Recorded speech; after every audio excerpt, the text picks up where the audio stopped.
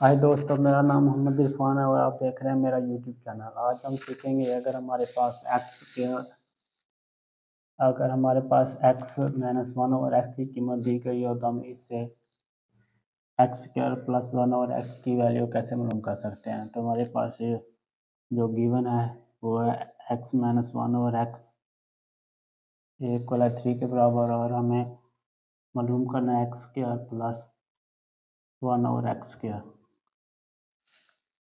तो हम इसका ले लेंगे square.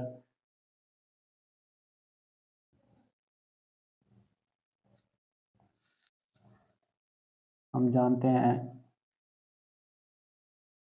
A minus B whole square is equal होता है A square minus two A B plus B square.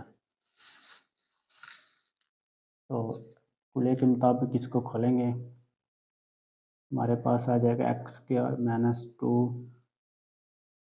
X into one over x plus one over x square.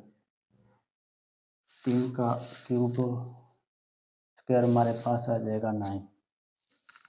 तो ये सेम टर्म्स एक दूसरे को कैंसिल कर देंगे।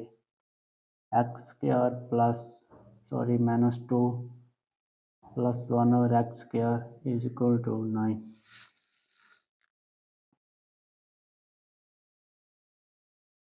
X square plus one over x square, ये दो है, इस तरफ जाके प्लस हो जाएगा, ये हमारे पास आ जाएगा